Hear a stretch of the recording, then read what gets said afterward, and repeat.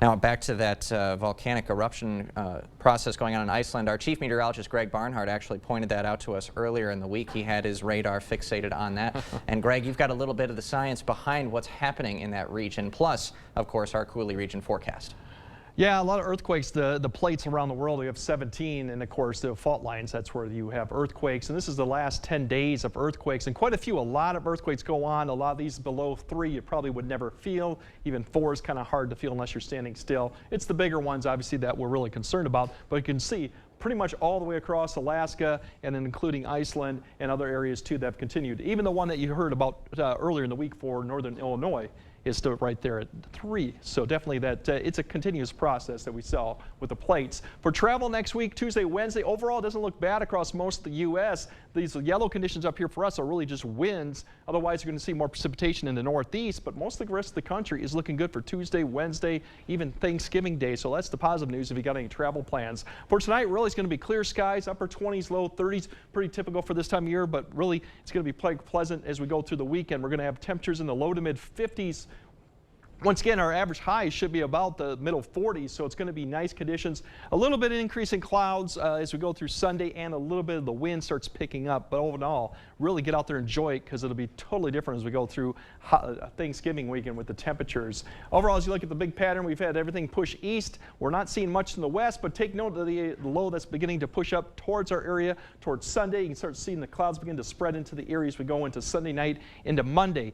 This system still tracks to be probably further south, but it has quite a bit of change going on too.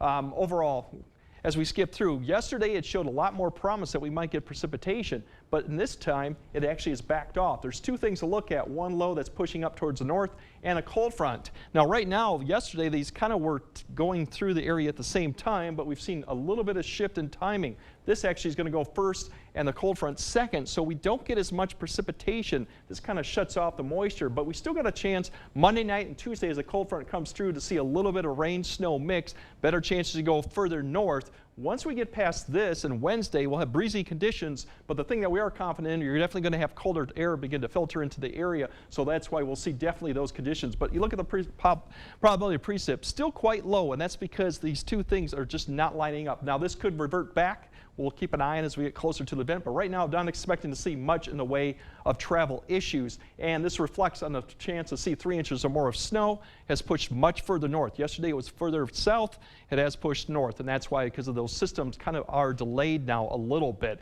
Once again, that could change, but for right now it doesn't look too bad as we go on to the travel conditions. There we go, temperatures coming up. Oh, we're going to skip right over the temperatures, but we'll kind of break those temperatures down as we go to the 8-day. We're looking at really just overall temperatures in the low to mid 50s for most of the area. Maybe some temperatures getting a little bit warmer to the south. The rest of the weekend should be very similar Sunday.